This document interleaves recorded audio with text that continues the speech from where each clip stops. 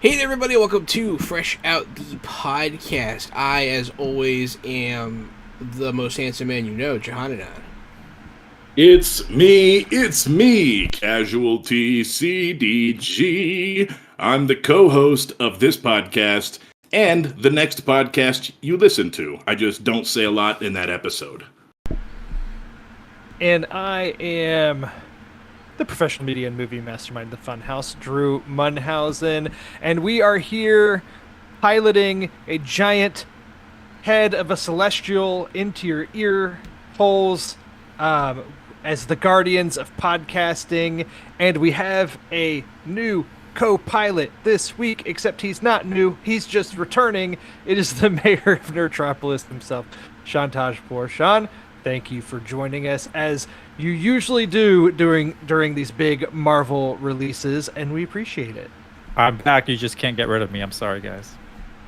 It is true, but we are happy to have you.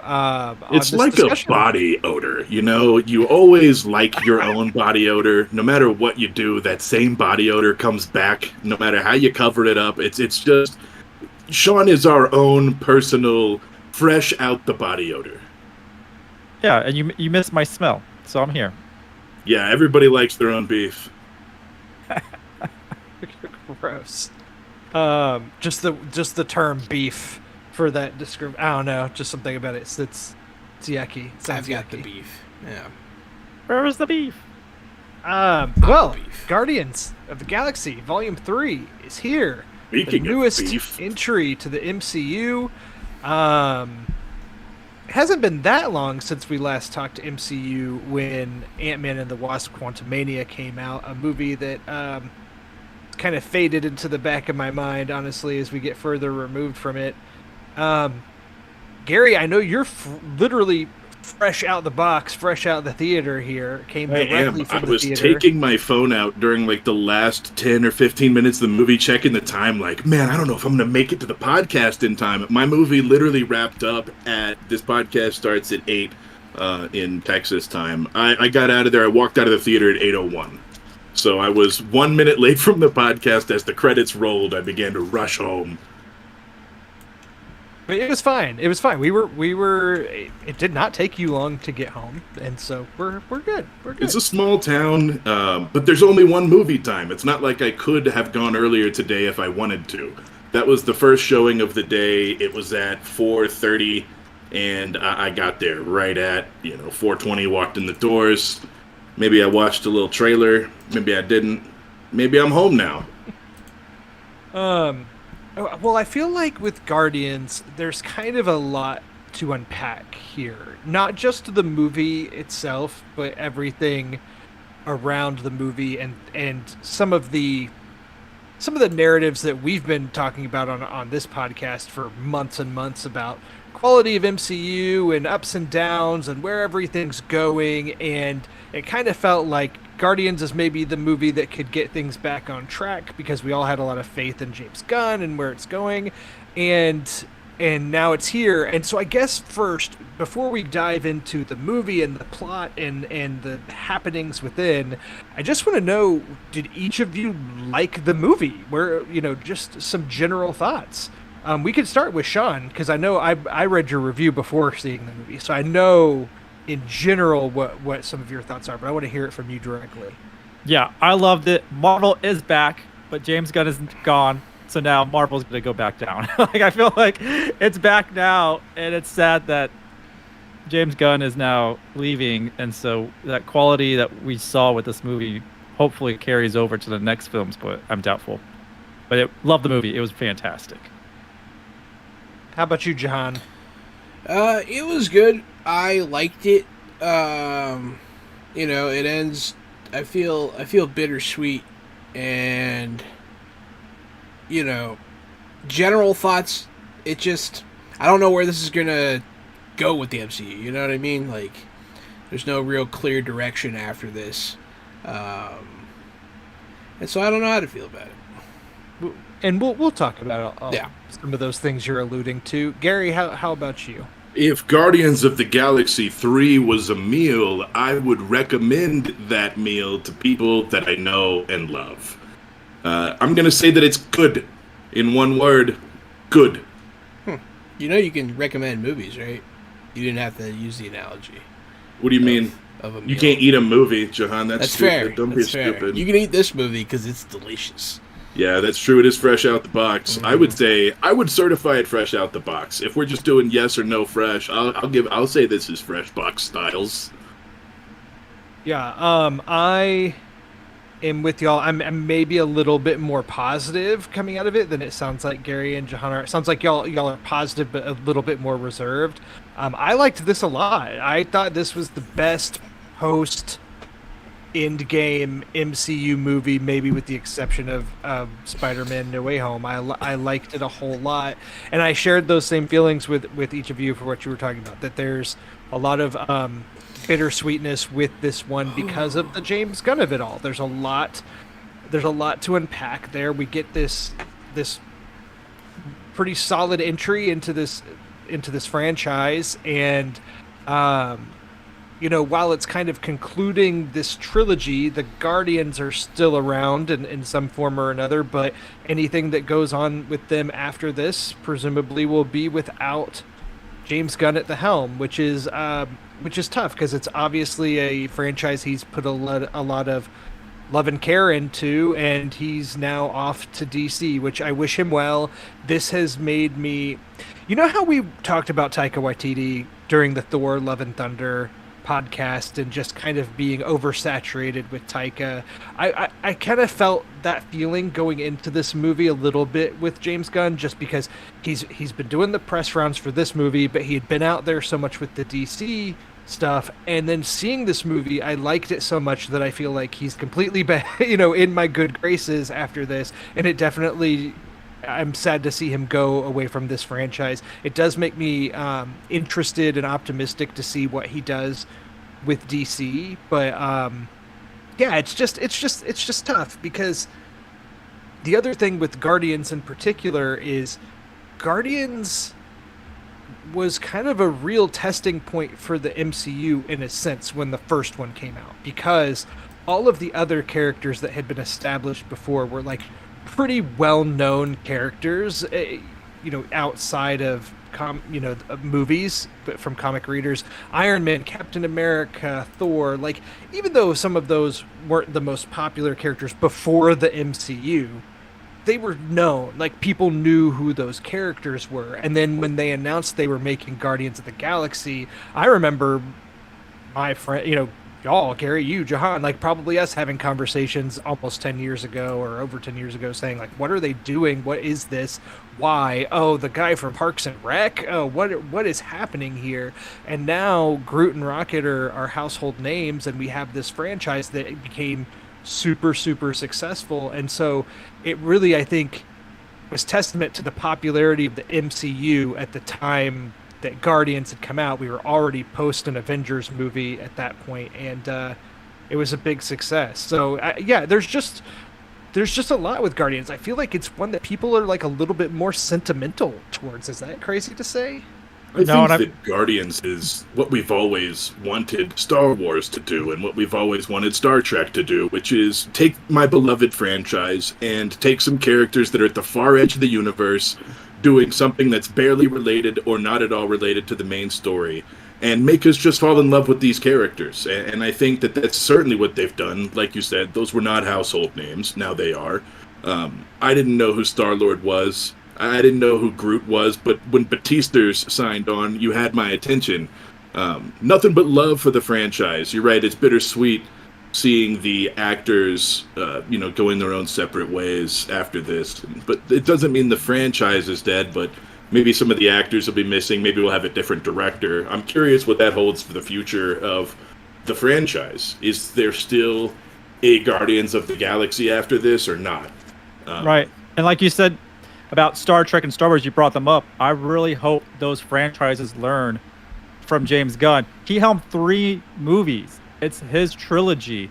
Star Wars messed up with that. Other franchises messed up with that. Like, come on, you got to stick with your guy and knock out a trilogy, and it comes out beautifully. It works. I want to clap for you. Those are beautiful words. Yeah, let one director have the trilogy. Even if he ruins it, let one vision carry the trilogy. Then at least it will have some sort of coherency and direction. Exactly, and he loved those characters for a long time, and he gets to write them off and send them wherever he wants to, and sets it up beautifully. And that's what's different between him and Taika. James Gunn art is like the characters he's writing about. Like, he feels for them, he is them, right? Taika's trying to be the main character, right? he's not putting himself in everyone else's shoes and writing for them. He's writing for himself, where James Gunn writes for these amazing characters that have great depth and great stories. I have decided not to blame it on Taika Waititi himself, but I think he surrounds himself with yes men who insist that he's funny. So I still don't want to hate Taika yet, but I get your point. I don't hate Taika. I just think he's annoying. There's been an interesting trend with Marvel movies in the past where like they would pluck these kind of new directors who maybe had like a hit at Sundance or something, kind of indie directors out, and then put them at the helm of a big Marvel movie. But from my understanding, it seems like Marvel kind of had a lot of plans already laid out for what that movie was going to be. They just kind of needed somebody to sit in the director's chair, and they put them there and execute. Whereas with something like Guardians, where you have James Gunn, who really is passionate about these characters, and he's involved in the writing. I mean, it's written by James Gunn. Like, he is heavily involved in all that. These are his characters. It's all written the way he wants. And I think that there's been very little interference from Marvel on that front. It seems like they've really let him have a lot of creative freedom, maybe more so than what's allowed in some of their other franchises. Well, that's why he's he's leading DC, because he has that personality too. I feel like he has that like executive personality that didn't let anyone walk over him, and that's why he succeeds in his life. Just gotta point that out of his personality, and that's why he does so well. Yeah, he has the creative talent, you know, he has the artistic abilities to execute something well, but he's also passionate about comic books and superheroes and a lot of these characters. Especially, it seems like the lesser known characters, kind of these hidden gems. And so it's interesting because Guardians of the Galaxy is James Gunn in a sense, like we've said. And so yeah, it's tough because walking out of this movie liking it a whole lot, you can't help but also be a little bit disappointed that we're having to see James Gunn step away from it. I think it's interesting to note that when James Gunn made Suicide Squad, I remember reading an article at the time saying he loved working with DC because they gave him so much more free reign and sort of flexibility than Marvel did. Which, to your point, yeah, it seems like he had the most flexibility and range at Marvel. And then DC is just really willing to hand him everything, hand him the keys and say, go for a ride. I think Marvel at least made him have insurance on the vehicle, but DC's just letting him go with it, They don't care at all. Yeah, Kevin Feige said, are you sure you want to put that F word in this movie? And he was like kind of pushing him to not do it. And James Gunn's like, no, I'm gonna do it. So like the fact that he didn't get pushed all the way to not do it, but the fact that they still have like his hands on him a little bit, but he got his wish. They did say the F word. Yes, they did. So he got his way. Yeah. It was a funny F word too. It's pretty good. It was the first MCU F bomb, and it was funny, which is good.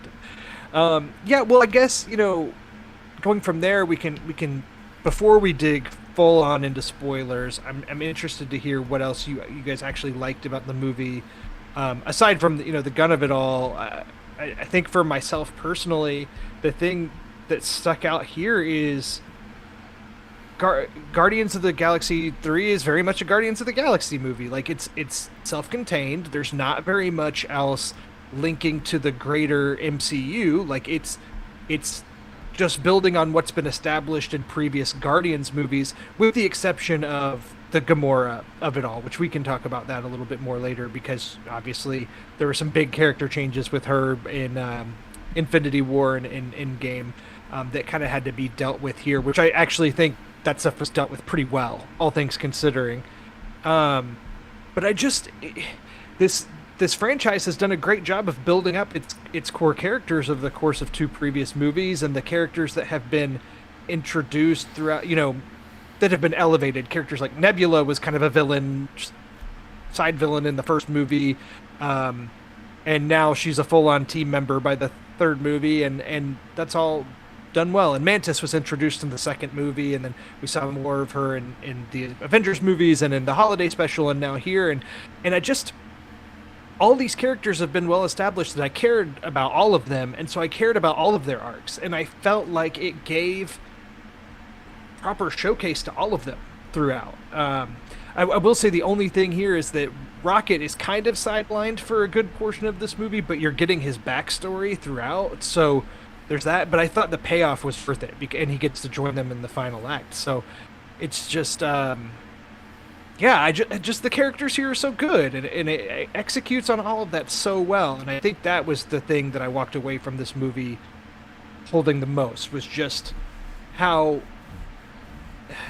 some of the past MCU movies I haven't really felt like I cared about some of the characters that much, and in this one I did. And I think that was why I liked it as much as I did.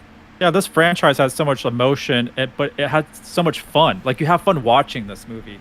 And it was, 2 hours and 40 minutes? Or it's like it's 2.5 hours long. It was pretty long. It was pretty long, but I really didn't feel it. I didn't feel it, and when it was towards the end, I was like, come on, give me some more. I didn't want it to end, to be honest. And I don't say that a lot about movies. I really did not want this movie to end. The characters were great. Everyone looks cool in this movie. Rocket, the graphics for Rocket and Groot keep getting better. It's amazing how good Rocket looks in this movie. For that matter, all of the CG animals that had screen time looked pretty good. They were all able to emote very well and also looked real. A really good blending of human emotions and creature work.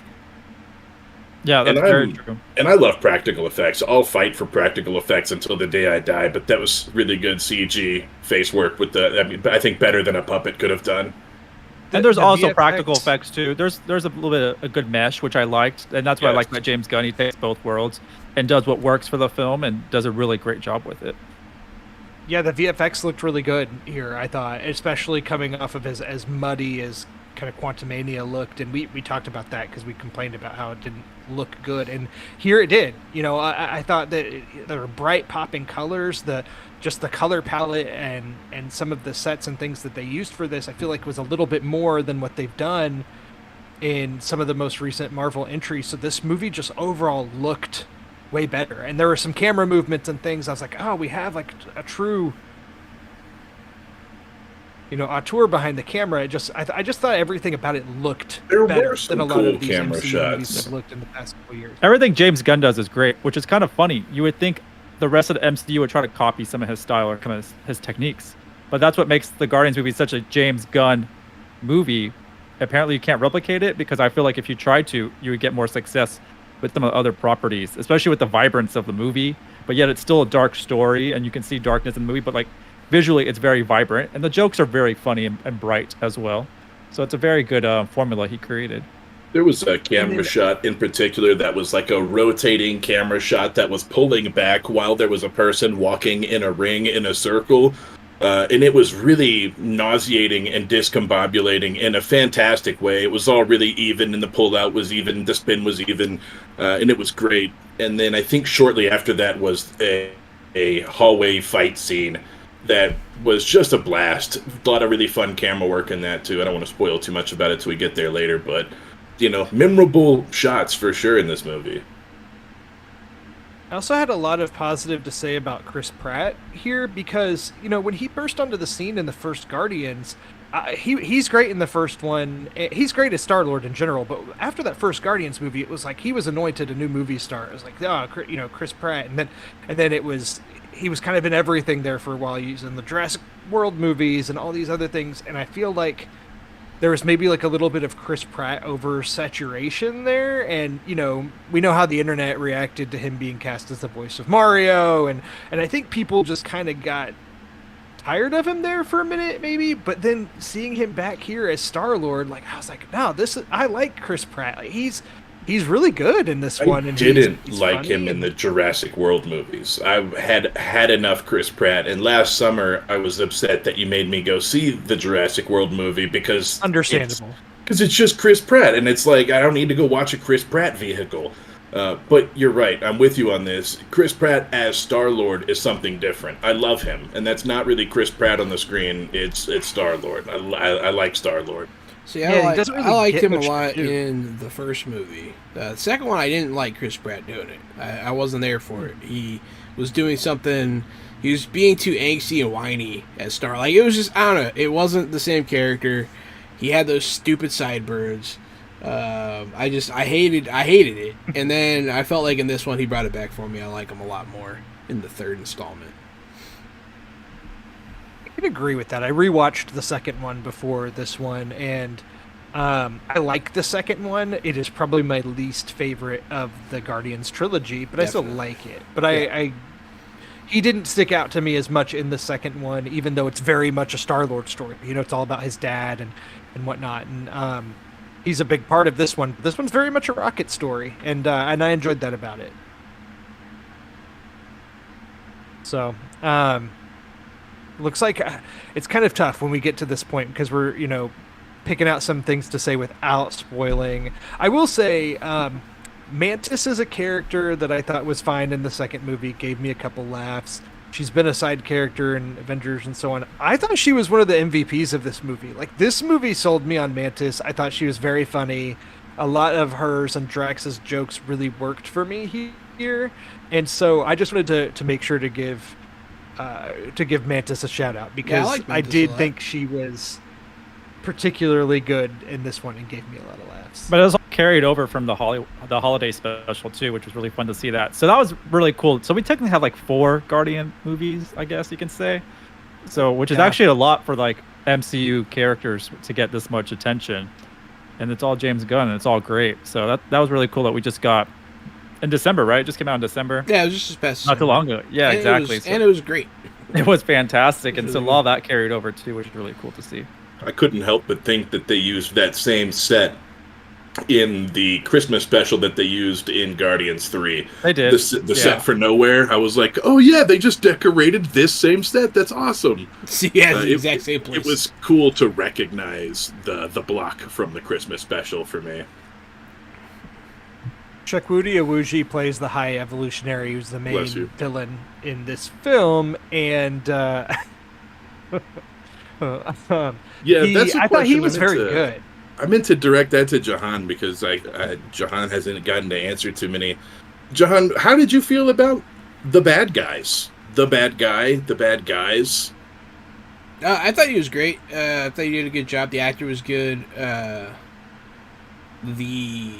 villain, the Marvel character, was portrayed well. I feel. I liked all the things that he was doing. I mean, he was a biologist with a god complex. He played it very well. He was a dick. He was a monster, and it.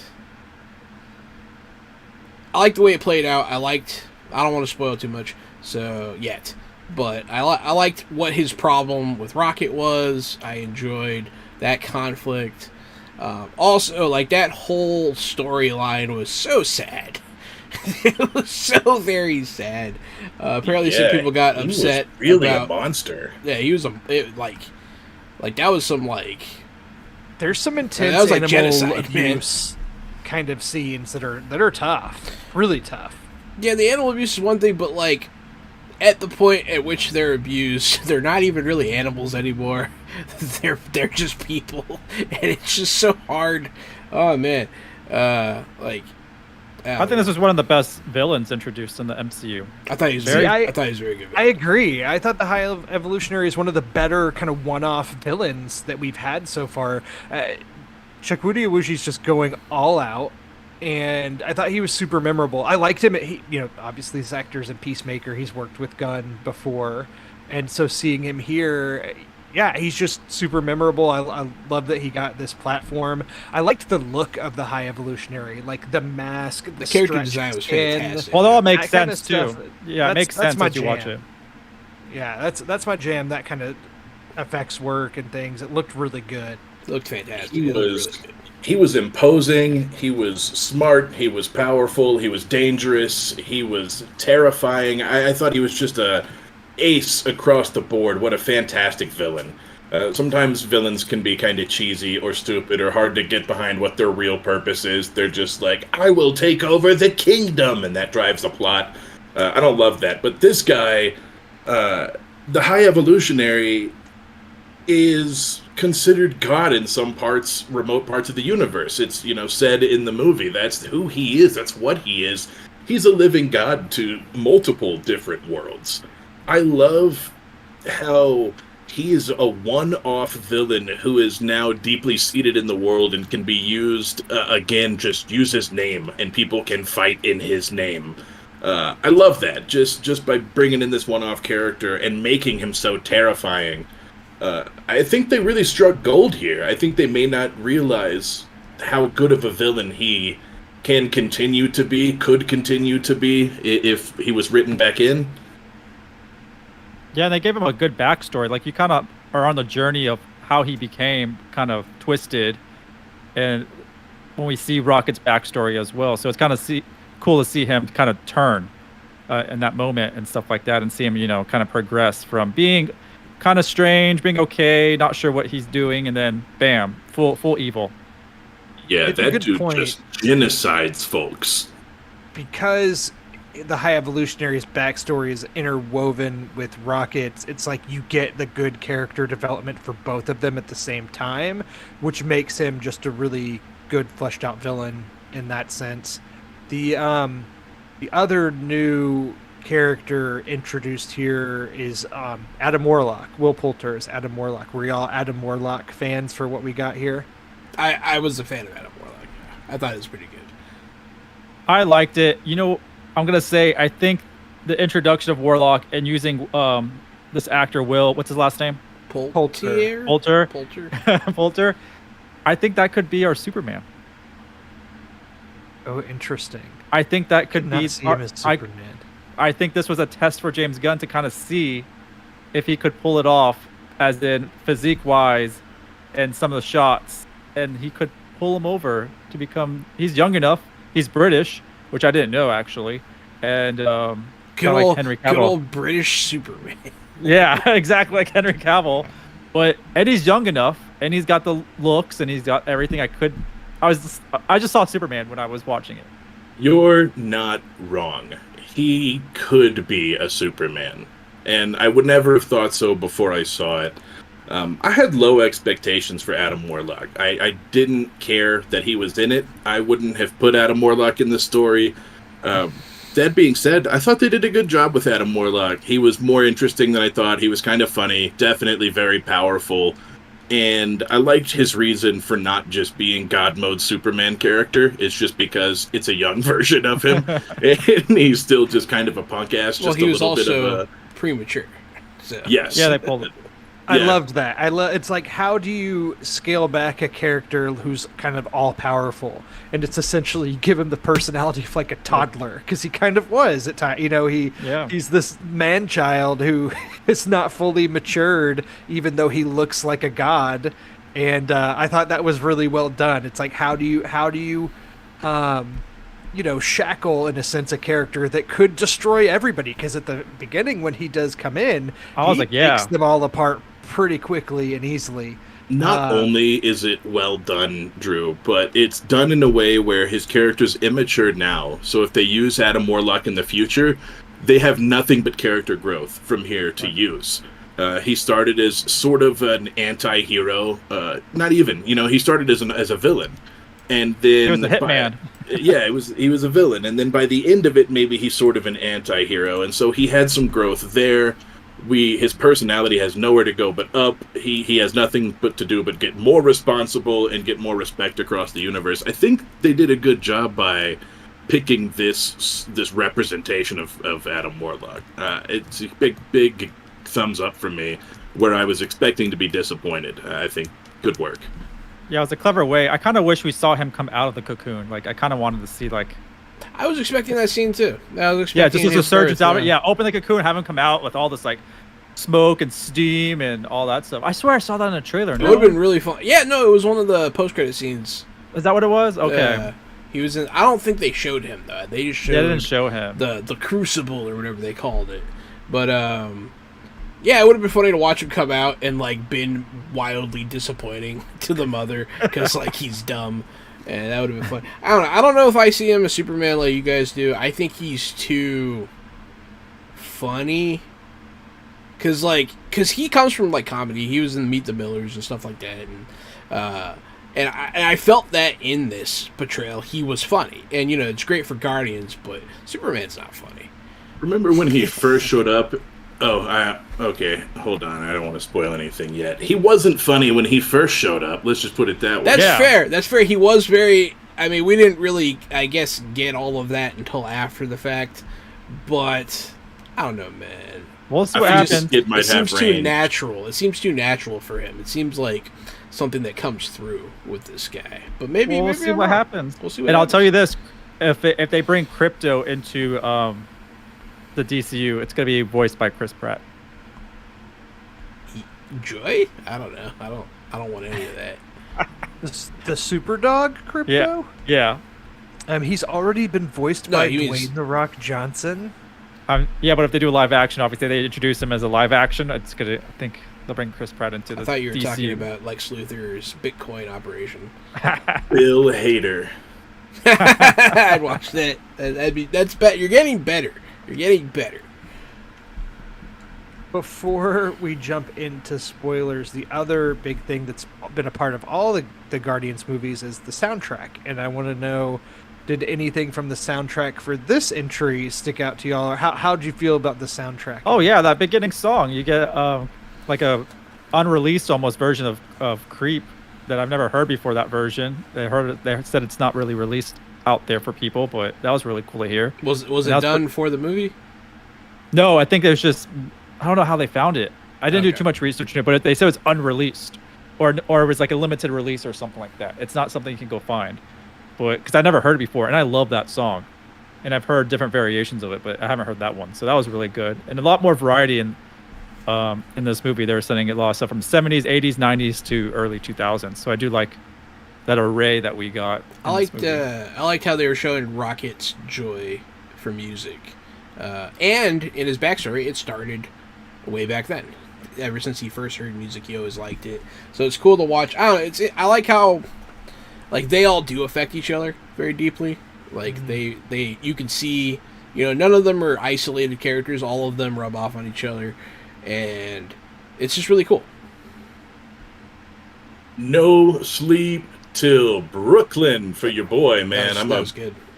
I'm a big fan of the Beastie Boys, and so we've got Intergalactic, of course, with the Marvels, and that's probably my favorite Beastie Boys song. And then all of a sudden, I'm hearing another Beastie Boys song, No Sleep Till Brooklyn. It's like I'm just listening to my own playlist whenever I sit down in a theater for a Marvel movie. There are currently 2 big movies in theaters that feature Chris Pratt and feature the song No Sleep Till Brooklyn. So, That was very true, actually. And 2/3 of the Beastie Boys are Oh getting man, paid. jeez, Mario, right. That's stupid. But yeah, no, it was from the hallway scene, right, Gary? Yes, Yeah, that's yeah. correct. That was I wonder that if- was that was one of the best hallway scenes. I wonder if James Gunn was kind of annoyed by that. That Maybe. ended up in the Mario movie because there Yeah. also is, we can talk about this too, but there also is kind of a throwback to the soundtrack of the first movie at the end of this movie that I also liked. I liked it too. It's been stuck in my head with- all day.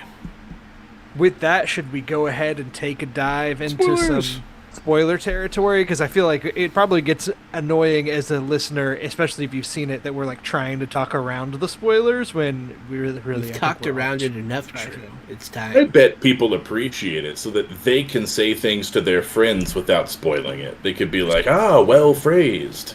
It's I true. say this I'm- though, Bradley Cooper needs to get some type of award for voicing Rocket. It's crazy how well he does it, and It is not a phoned-in voice performance by any means. No. it doesn't even sound like him at all, to be honest. So I don't know where he gets that voice from. I Like feel you, like- you have to. We just talked a few episodes ago about award Yeah, we did. categories. Okay, were you here for that, Sean? Yeah. He definitely deserves an award. Yeah, it's wild how well he does. That's really the standout performance for me is Bradley Cooper as Rocket. And I assume that he was doing the voice of Rocket still in all the young Rocket scenes? As and that Sean they Gunn. just- Sean Gunn does the baby Rocket, or the Oh, okay. Interesting. which is completely like a whole octave. That's so much brighter and lighter. Yeah. Okay, well, we'll do our official... Gary, do you want to do the official spoiler warning for us moving forward? Spoiler alert! Spoiler alert! Oh no, it's a spoiler! Everybody run! It's a spoiler! Everybody get out of here! It's a spoiler alert! Bam! Bam! Bam! It's a spoiler alert! Everybody get down! Get under your desks! put your head in between your knees. Everybody get out to the hallways and get against the lockers. It's a spoiler alert. think that was sufficient enough. So we're officially in spoiler territory for Guardians of the Galaxy Volume 3. If you don't want to hear us spoil this movie, then pause it and go watch the movie, then come back and hit play and listen to it. But what else stuck out to you guys about this movie that now we can talk with the shackles removed? I was surprised and glad that nobody died. Oh my god, that was on the tip of my tongue right now. That's hilarious. I was just about to say it. Yes. That is the first thing I would like to get out as far as spoilers go. Yeah, it was kind of weird. Believe it. It's brilliant. It's respectable, first of all. No cop out, nothing like that, especially with James Gunn leaving. He could have done so many things to cut and say screw you or whatever. I'm going to leave this, but it was beautiful how everyone had really a happy ending. And that's really what I liked. Yeah. Especially just Drax. I feel like so many people thought, based on comments that Batista's made to the press and things, that that this was really the end of his time, and people thought Drax would be killed. And I thought that every character got good payoff while living. And we can also talk about the Star-Lord of it all, because obviously at the end, he returns to Earth, but we get that end credits scene that says Star-Lord will return, which I thought was really interesting because I don't think we knew the status of Chris Pratt's MCU contract post Guardians 3, or if this was it. So I took this as like, okay, so he has signed on to do more appearances, whether that's in a future Guardians movie, whether that's in a future Avengers movies, whatever it may be. And I'm not surprised by that. I didn't think Chris Pratt was done as Star-Lord unless they killed him off per se. But if he was still around, I would see him coming to the Avengers movies and stuff like that. We're going intergalactic. I don't think we're going to really miss anybody. Like, everyone's going to come back unless it's Batista for contract reasons. I feel like people say they don't want to come back because James Gunn is gone. But when payday comes and there's not much going on, they're going to come back. There's a reason they're still alive too, I think, too. Speaking of that, I wonder if, obviously James Gunn likes to reuse actors. I wonder if he's got something for Batista at DC lined up, and that's why Batista's not even worried about coming back for Drax. That's a good point. I didn't even think of that. I wonder... Lobo? Oh, he'd be a pretty good Lobo. I don't know. He could obviously do something like play Doomsday and beat the shit out of Superman, but I don't know if he would be a villain as a one-off. Maybe he would be, I don't know, maybe there's a hero out there for him I haven't thought of. I didn't mean to derail everybody. I'm just thinking, about DC. I mean, it's good. I would like to continue that conversation at some point, but after spoilers. After spoilers, yeah. I just liked a lot of it. The whole Rocket Raccoon, like, horrific genocide storyline in his little concentration camp. It was heart-wrenching. It was sad. That cell he was in was so dirty.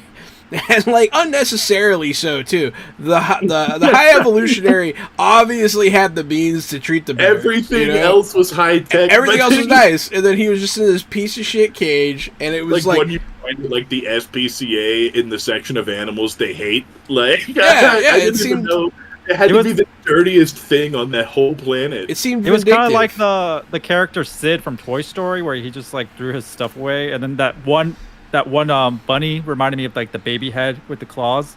It also that's exactly the vibes I got from that. I wonder if that was intentional, because I got the same thing too. Yeah, it seemed just like that. Bunny's baby name head. is Floor. It is Floor, and I loved Floor. It was pretty heart-wrenching whenever Floor was just like, Bro. Rocket, Floor, Teefs, leave now. Rocket, Floor, Teefs, leave now. Oh, boy. Bro, it was so sad. All of that was so sad, and I understand why Rocket went off and did what he did to the High Evolutionary's face.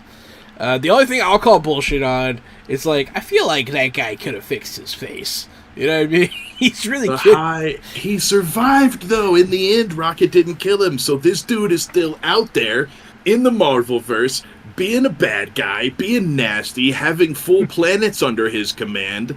This is a guy. You know what I mean? I don't know what they're doing with Kang the Conqueror. I don't know what's going on with that They guy. might want to sidestep, man. They might want to just say, screw it. Why not grab the High Evolutionary? He's out there. He's hot. He's fire, man. Pick him up. Let's use him. As much as I liked King and the idea behind it, this guy was probably better as an actor. He was definitely. He was a better villain, and I don't know, like the whole multiverse thing. I feel like they spent it. You know what I mean? I feel like it's spent. I feel like it's not as interesting as it was.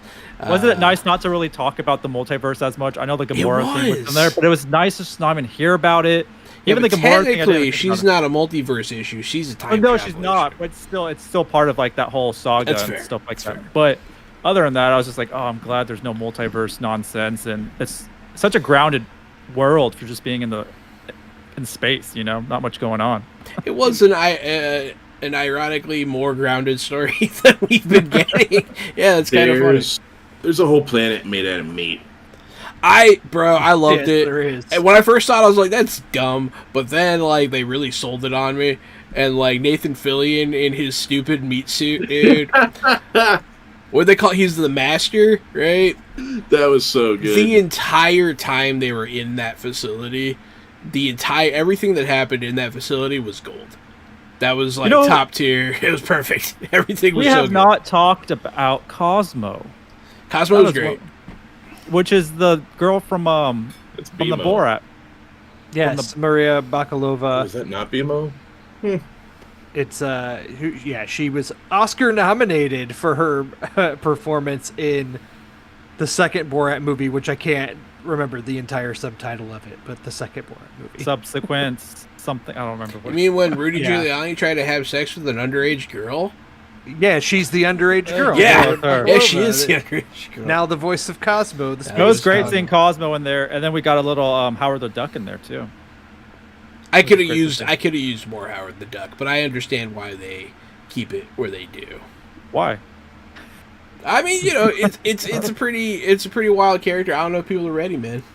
I watched the movie again, and I was like, "Whoa, I forgot about all this nonsense." Yeah, You a good touched movie. on time good movie. traveling Gamora, and that was the one thing in this movie that kind of seemed to me like James Gunn being like, ugh, I've got to deal with this thing that happened outside of my control and like work it into my story.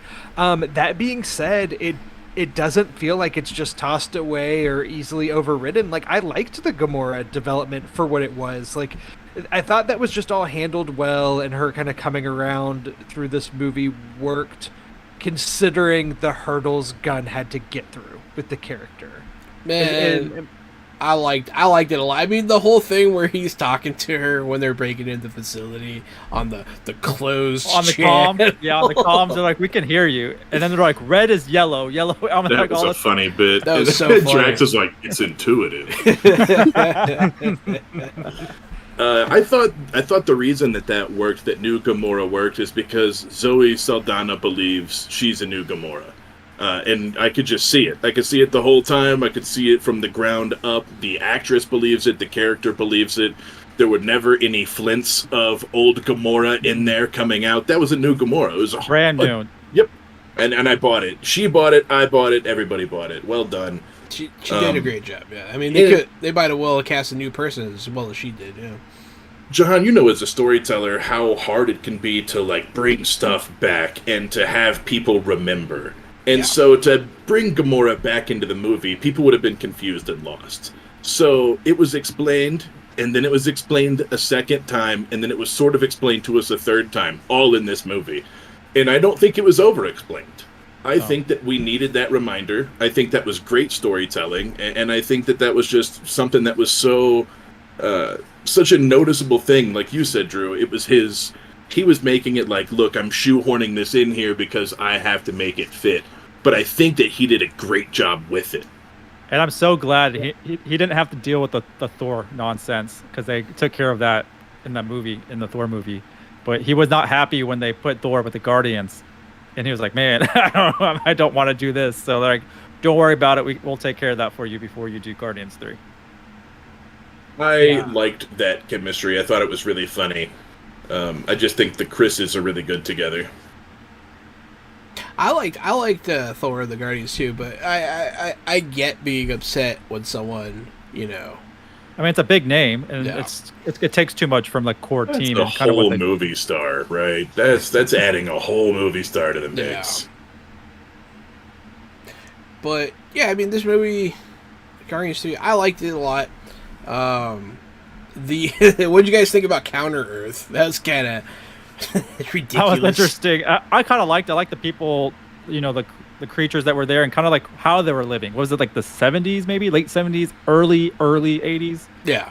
And so that was really cool, and like they really couldn't communicate with them. So like that kitchen table scene or the dining room table scene, try to explain to them what they're looking for. Apparently, meth exists in the MCU canon, so that's fun. There's a scene in when they're on Counter Earth, when Star-Lord, when they're trying to infiltrate the High Evolutionary ship, and there's the two big beasts that are kind of guarding it. And one's, you know, like a big pig hybrid monster that I believe is credited as the War Pig. Yeah, War War Pig. It's like And the I Ninja. thought It's like the Ninja Turtles. What's his name? Bebop and Rocksteady. And Yep. this is, and you beat me to the punch. As I was going to say, how does Peter Quill, who is a child of the '80s, Not say not anything. make a Bebop and Rocksteady Too joke early. upon Too seeing these creatures? Well, what year was it when he got kidnapped? I looked it up. He was abducted in Can't believe you looked it 1988, and the Teenage Mutant Ninja Turtles, I think, rose to prominence in like '84. So there would have been the potential of him. I don't know when Bebop and Rocksteady were. Bro, he would have gotten abducted while wearing a Ninja Turtles costume. Are you kidding me? So yeah, I Yeah, just 4 years is that plenty of was time. also, if you look in the credits, the voice of War Pig was Judy Greer, who is actually in the Ant-Man movies. So just another dual casting. Of course, this is just a small part. But speaking of dual castings, you have I noticed when the movie started, I was paying attention to the cast credits at the beginning, and I saw Linda Cardellini's name pop up, and I was like, huh, interesting, because she plays Clint Barton's wife in Hawkeye's wife in Age of Ultron. She's introduced, and she's in the Hawkeye series, and I saw her name here, and I'm like, oh, is there gonna be some sort of Hawkeye cameo here? But no, she was the voice of Lila, the character from Rocket's backstory. Lila. She was an otter, right? Like an otter. Yeah. Mhm. Which Linda Cardellini has history with Gunn. You know, she's obviously in the live action Scooby-Doo movies, which were written by James Gunn, and then I believe she's in Super, that Gunn directed. So they have history together, and Gunn obviously did the this is just Scooby-Doo the voice movies? part. But What? what was that? Gunn did the Scooby-Doo movies? He wrote them. He wrote. Why the haven't we screenplays in this gotten movies. Sarah Michelle Gellar or Freddie Prinze Jr. or I don't think they have Matthew- interest. I don't think they have interest in that. Well, I know Freddie Prinze does not want to do like a Marvel thing. So Freddie maybe- I think he's happy doing his voice Superman? acting. Yeah, they could do voices. They could come to DC. I don't know. I want to see that. There were some other things I saw. Just speaking of these different castings and things. So Jennifer Holland shows up in this, which his wife. I don't know who right? that is. That is James Gunn's current wife, who also is in Current wife. Suicide Squad and Peacemaker. Peacemaker. Yeah. And at first, when she popped up, you know, you kind of have that feeling of like, yes, she's got to be in it because she's his wife. And I almost had like an annoyance because it distracted me. However, I thought her performance and her little role was pretty good. And when she got shot in the leg, I legitimately laughed out loud. So I actually, by the end of her scene, I wasn't mad at it anymore because I thought Because she got shot in the leg. That's why. Because you're like, Right. oh, she got. No, she was great. And that one alien that was like pink, that was working with her in the same like office or building. Yes, Whatever. yes. She is somebody, and I don't remember who, but it was. I know. You're Oh, talking about. it's Rat Catcher. That's Rat Catcher. Yeah, Rat from Catcher. Suicide That's Squad. right. That's who that is, right? Oh, interesting. Yes. Okay, Yeah. yeah, that makes sense. Yeah, so he's bringing back all his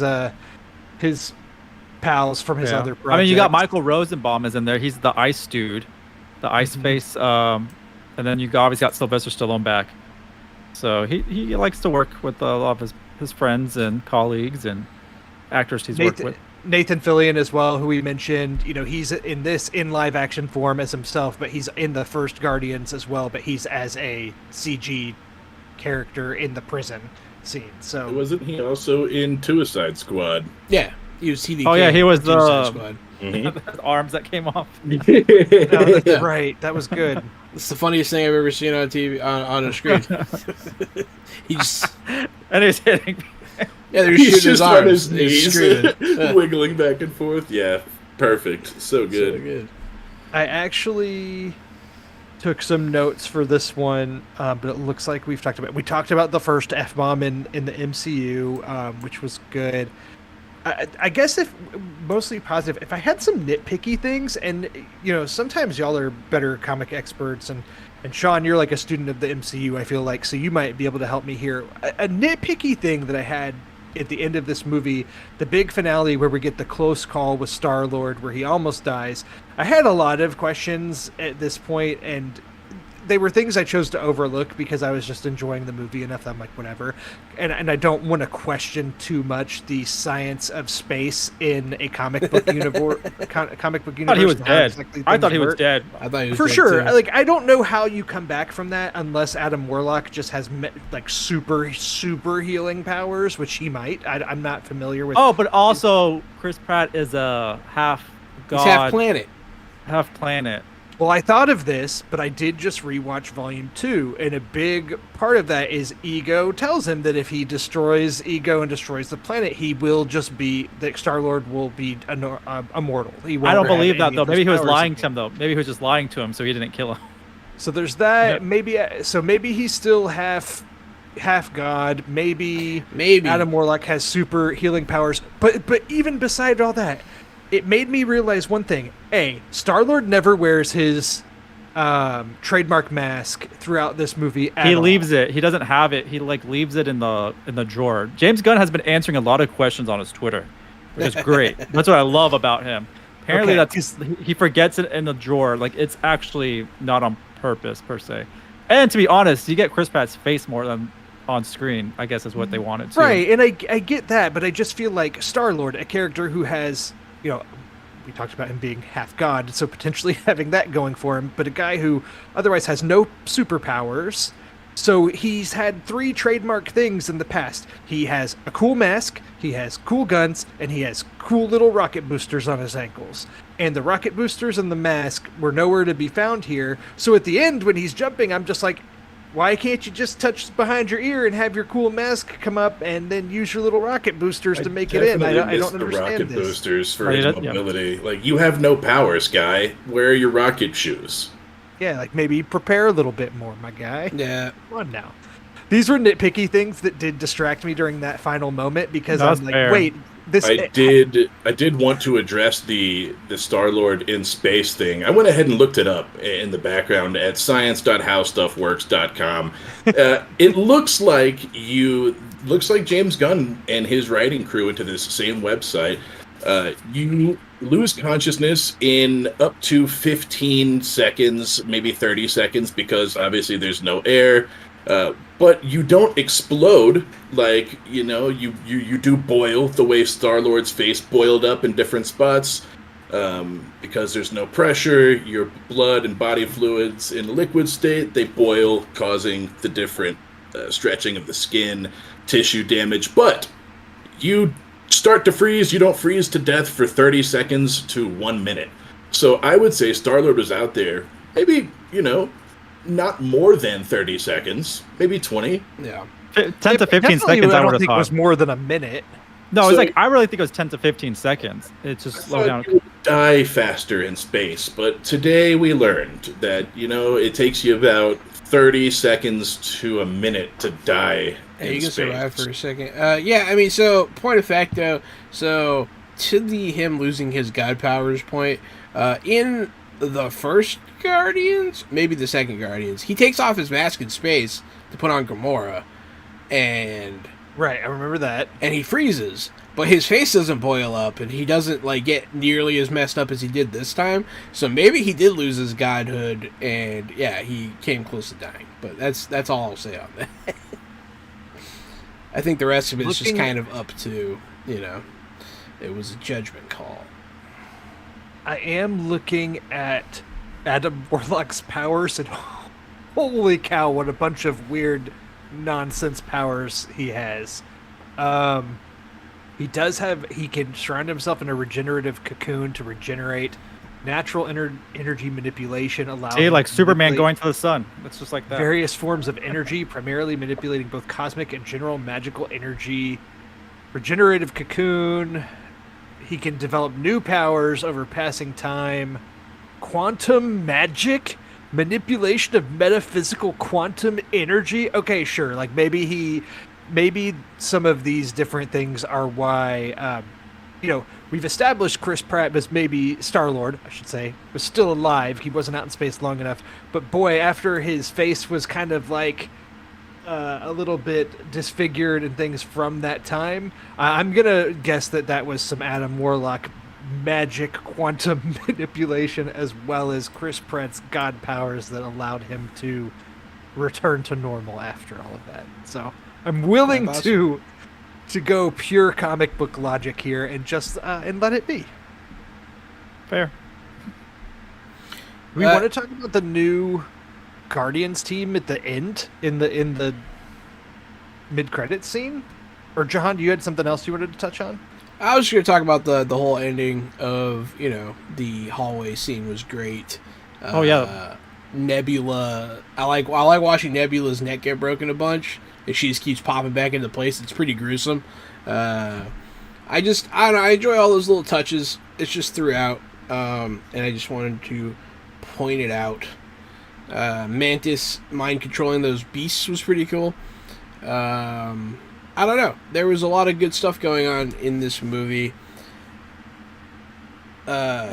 Drax doing all the stuff with the kids was also, oh, it was fun. pretty Drew, according to the internet, this one is Marvel Guardians fandom. Adam Warlock, his records. As a young man, he was accompanied by Raker. He became a wandering healer seeking to undo the harm caused by the ongoing galactic war. There you go. So Adam Warlock does have healing ability.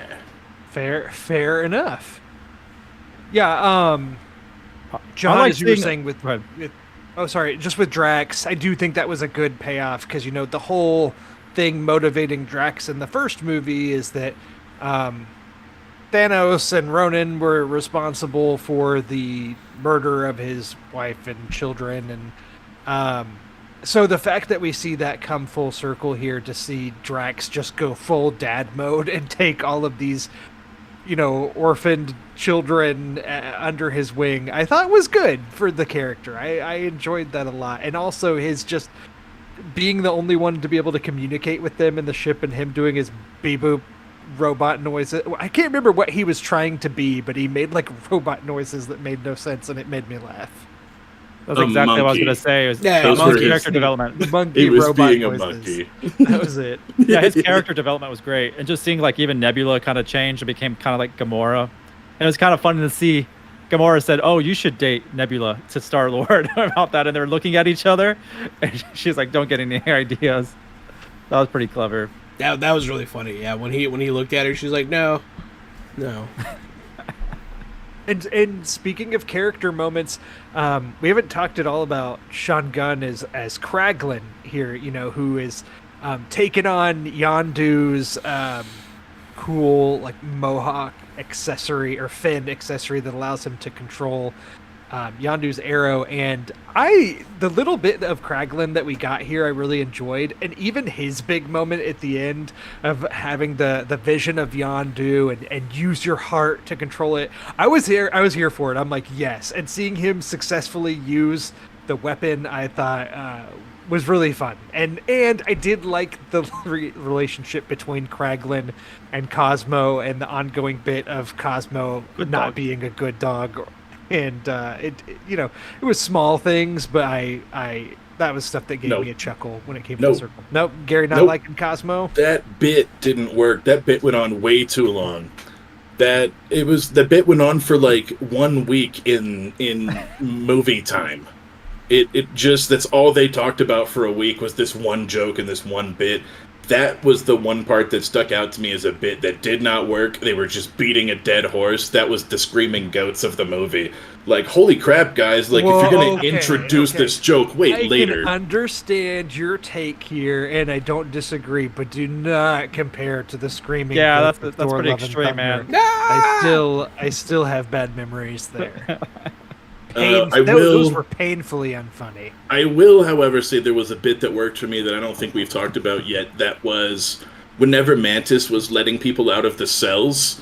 There was a little freak, Oh, and boy. Mantis was like, "Ah!" and the little freak. You know like, who played looked at him? her. No, That was Pete Davidson. I loved that little freak. That was Pete Was it? Davidson. Yeah. Makes sense because he was Yeah, that little gross little monster that she pretended wasn't ugly. She's like, Yeah, "Oh, she was like, I didn't scream at you. You're very cool looking." I laughed out loud at that. That's such a great thing to say to somebody. I really like Mantis a lot. She really, says she really Plectic? did come a long way here. What's that? It says Pete Davidson. It was Plectic was the name of that character apparently. Plectic.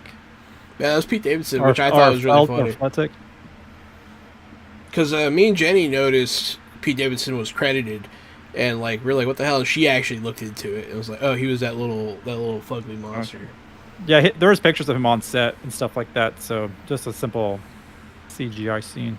I just saw, I think it was actually on the Nerdtropolis TikTok account, I think is where I saw that he's voicing one of the Autobots in the new Transformers Rise of the Beasts movie.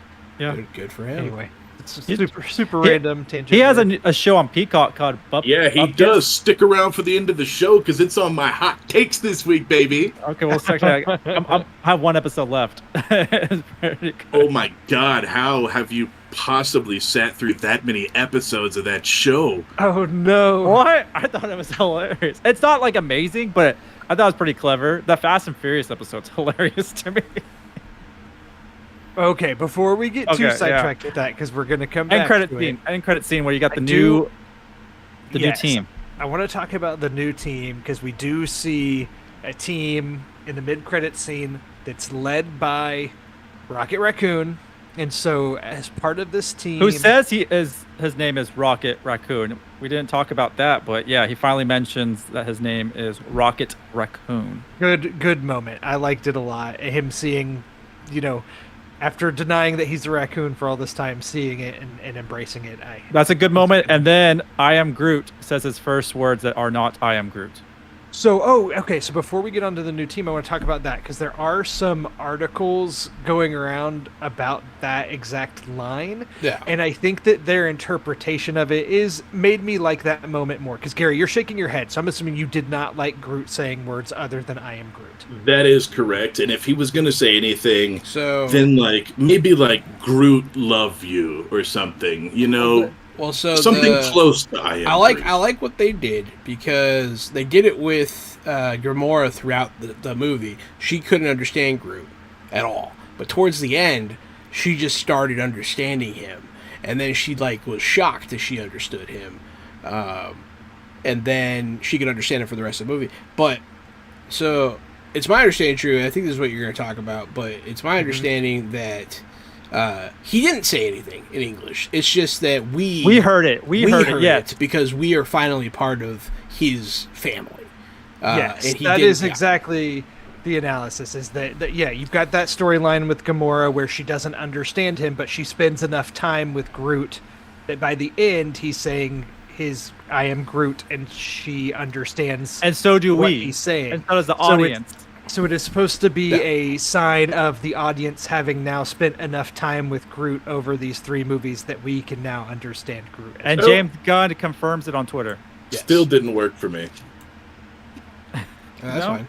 But Fine, no family for you then. Oh no! Not part of this family. Maybe Fast and Furious family, but not the Guardians family. it was jarring when I heard it, and I didn't really like it. But once I heard the explanation, I was like, oh, okay, that makes sense. I'm kind of with you, Jahan. When you look at it under that lens, I don't dislike it as much. It's kind of cute in a way, or like a nice nod, if you look at it that way. But I can understand Gary. Gary's I understand Gary's point of view on this one. And one other note that I'm hoping people are understanding not to take their little kids to this movie, because this is not a little kids movie at all. This is going to terrify them in many ways if they're not prepared for this type of content. It's pretty rough, man. The animal stuff, like, we didn't talk about it, and it's mostly because I don't want to talk about the We don't have to. animal And also, stuff. like, the face Yeah. of the high evolutionary, and then some of the there's a lot of violence in here. I mean, It's for pretty sure. violent. Yeah. So the new team that's introduced at the end, we've got Rocket Raccoon as the leader, Groot, Kraglin, Cosmo, Adam Warlock is part of this team, and then lastly, it's one of the girls who was rescued from the High Evolutionary ship. Phyla. Who is it Phyla or Phyla? Phyla, maybe. Phyla. Yeah. Phyla Vel, who is, if you know your comics lore, this character is a descendant of Marvel, who's the original Captain Marvel. So has a long, complex. Because I've tried to look into the backstory of this character, and like when you get into the Marvel stuff in Marvel lore, it's like very convoluted and strange when you get into the super cosmic. But essentially, she is a descendant of the OG Captain Marvel. But I don't think it expressly states that in the film. Oh no, I take it back. In the credits, she is credited as Phyla or Phyla. So it is confirmed. But were those children created? Yes. That was my take. Was that they were all So Marvel and her whole engineered family were by High created Evolutionary. Marvel and all that. The original Marvel, like Marvel, whatever. is Maybe, created by the high- or he used her DNA, DNA. to do it. Yeah. Okay. Ooh, good call. It's one or the Yeah, other. so But also, maybe they're just not related in this canon anymore. Because Marvel in this canon is a what are they called? The blue people. Kree. She's a Kree, mm-hmm. and that little girl So- did not look Kree to me. So I don't know. But her eyes were different too, right? Her eyes I were remember. different, but I don't know that to be a trait of the Kree. I mean, maybe he did something. You know, he is a geneticist, so. So this new team that we see at the end, is this a team that you would actually like to see more of in the future, or do you think we will see more of this team? Because my take on it is that I kind of thought maybe after the Guardians trilogy we would get like a Groot and Rocket spinoff of some sort, and now you have Rocket leading the Guardians with Groot prominently part of the team. So I'm like, I guess I could see a Groot and Rocket movie that features this new Guardians team. Gary's shaking his head. He's not impressed by this team. No, But I don't think we watch a even whole see movie it. of that team. We won't even see anything like that, I feel like, with what they have for their phases and the writer's strike and slowing down the TV shows. I don't think they're going to squeeze anything in from this movie. I think we're going to get They slow down Blade stop production. That's fun. That movie is doomed. forever cursed. Yeah, It seems like. we'll never get Blade. I don't think it's gonna happen, which kills me. But it is what it is. I don't want to see this team in a movie. I don't think it's not. They're fine as a team. I would like them if they showed up to something. That'd be cool. I'd be like, oh wow, great. I don't think this group would be that interesting as like a full feature length movie. I feel like maybe in the future, like it's Rocket and Groot and maybe Adam still, but like other people have changed in and out. Maybe as some larger organization or something to that effect, it could be interesting. like Sword, like be part of Sword somehow. Yeah, Off the- if they, I feel like they need more. I feel like they need more substance in that. Or the group. Novas, if they have a Nova. I thought they were working on a Nova show or They movie. are doing a Nova something, yeah. And that would be, if they tied it into that, that would work. So you gotta keep it within the cosmic and not make it like a Guardians thing. They have to show up kind of like the Fantastic Four pops up somewhere and just to Yeah, help I out. don't think they're interesting enough on their own. I feel like Yeah. Rocket and Groot could probably carry something, but I feel like they need a better supporting cast than what they have. Fair enough. Speaking of Fantastic Four, Driver as Mr. Fantastic. Adam There's Driver a lot is a of- fantastic. I don't There's know. a lot man. of rumors. There's No, a that's lot a of very, rumors. it's a very, very, very strong rumor. One of the strongest I've seen for casting for the Fantastic And then Four. the other one's what? Margot Robbie as Sue Storm. Yeah, I don't No. believe that one at all. I don't believe that. I've seen rumors of.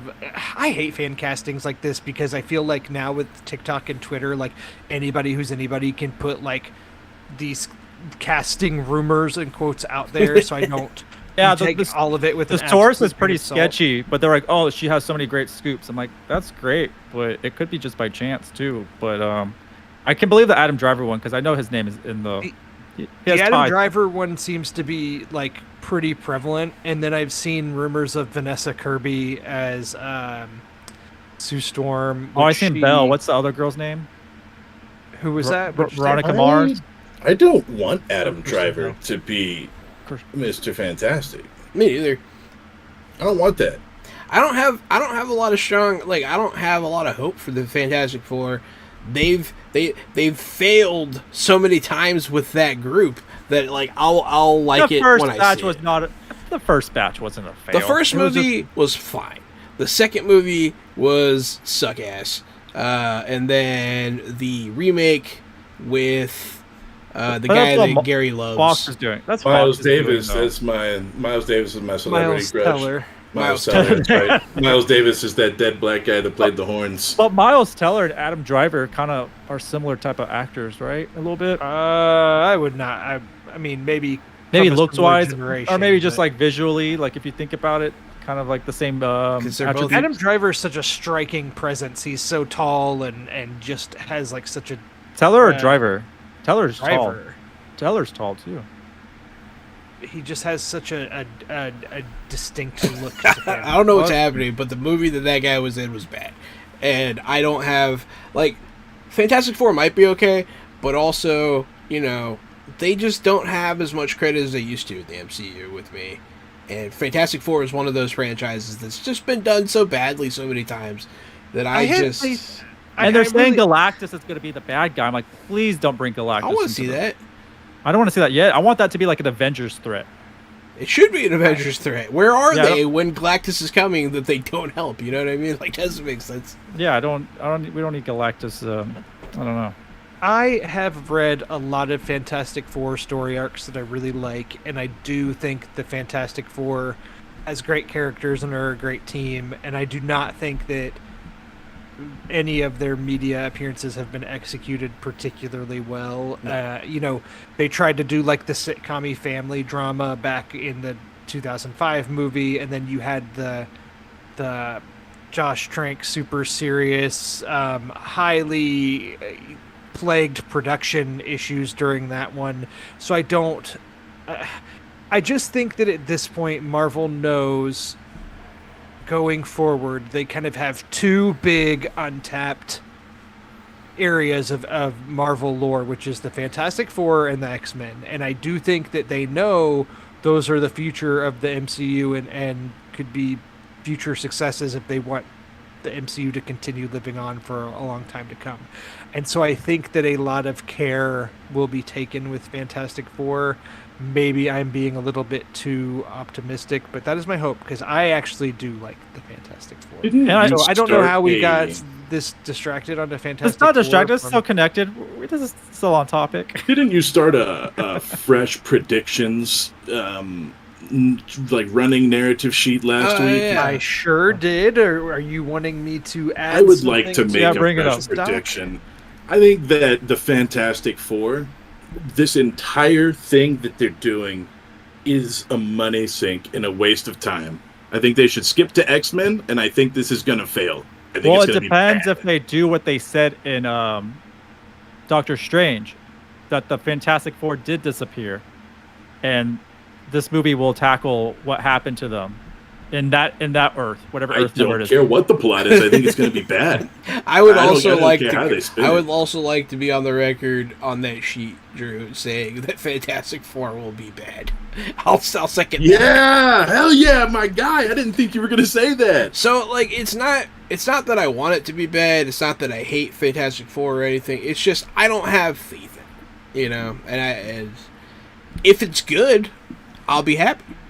I just don't have the. I don't see it being good.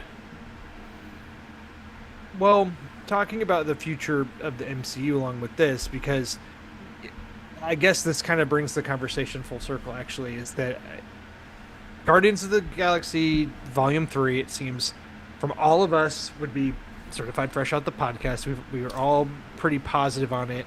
It's the most positive we've been on an MCU for sure on this podcast. Do we have ratings from everybody? We're doing ratings? Oh, like star ratings? Sorry, say that again. Like star ratings? Yeah, anything. Yeah, I don't know. I'll give it a solid 8. An 8 out of 10. That's where I'm at too, because I'd give it 4 out of 5 stars. So that'd be an 8 out of 10. I did 4.5 stars, so I gave it a 9 out of 10. Gary, what would your star rating here be? Man, so I'm really fresh off of it, right? And I never want recency bias to be a thing. But I do think that I would probably give it an 8 also. Once it settles, though, that could drop to like maybe a 7.5. But it's not going to drop to like unwatchable, right? I really thought it was really good. I thought it was better, probably the best of the Guardians movies.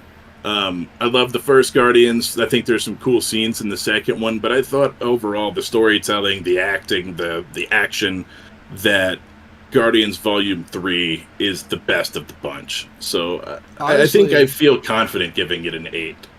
Honestly, it kind of made me, in hindsight, think that Ant-Man was worse. Because I was like, oh yeah, this is what good movies, a good MCU looks like. I was just really hungry for that content. This movie is one of the best Phase 4 films, right? We're in Phase 4, right? Oh, we're in Phase 5 now. Oh, we're in 5. Yeah, sorry, Phase 5. But yeah, I haven't seen a good MCU movie since pretty much No Way Home. Wakanda Forever was good, but it wasn't amazing or anything like that. It was a nice little filler to cover. I liked it just because it obviously tackled the death of Chadwick Boseman. So like, if that wasn't the case, how would that movie come out in the first place? You know, what would be that? So that had its kind of it's sad to say benefit of, you know, they tackled that type of story of Black Panther passing away. Yeah, this was I feel like it would have been better if he had just baited it, though. You know. Personally. I think half my star rating, giving it an 8 out of 10, is like, I don't think that it's like technically the best movie ever by any means, and I had nitpicks about it, but I had so much fun watching it. It was the most fun I had watching an MCU in a long time, and that's what influenced my star rating, was just right. like you laugh, you cry, you look at the person next to you, see how they're feeling. Like, it's like such a roller coaster and a group watch, you know, whoever you go with. My girlfriend cried like 4 different times, but we also laughed a million times. It felt nice to have enough fun in a movie that you can overlook its flaws, and I feel like I haven't had that experience with an MC movie in a long time. However, talking about the big picture of it all, you know, at the box office, I think it made like $112 million this past weekend or something like that. Globally, it's at 200 something, I believe. Yeah, so it did fine. Yeah. But it did not do mega numbers. I want to say that the second one did 170 in its opening weekend, so this would be a decline. And I think that based on the fact that this has been pretty positively reviewed, it's still, you know, it's making fine money, but I feel like the Marvel movies are now, we're seeing a decline in box office revenue, especially compared to like Mario ate this movie's shorts if you compare opening weekends. Mario ate though. every movie shorts. Every movie. But this is 4 days in. It has a worldwide total of 318 million in 4 days. So that's not bad. That's not bad at all. That's, yeah, to me, that's pretty good. Especially with such a saturated market right now. I do think at this point, Marvel is going to have to rely on word of mouth instead of big opening weekends, because they've had enough flops that people are going to have to hear the movie's good to want to go see it now. And hopefully this podcast convinces some of our friends to go see it. Oh yeah, definitely go see it.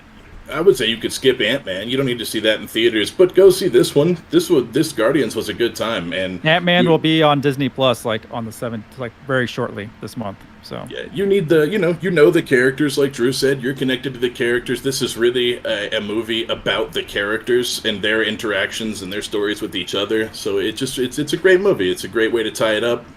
See it. Yeah. But yeah, you were talking about where it sits, and that reminded me about the issue I had with this movie. If you remember when we first started talking, I was like, there's something off. I didn't want to get into spoilers, but so the great thing about the MCU and the earlier parts of the MCU is everything was building towards something in a meaningful way.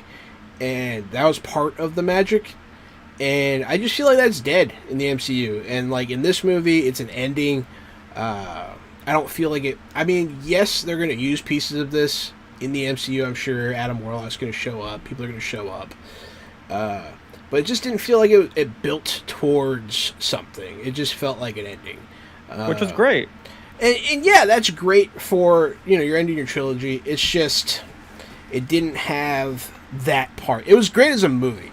It isn't really, it doesn't really build too much in the MCU, I feel.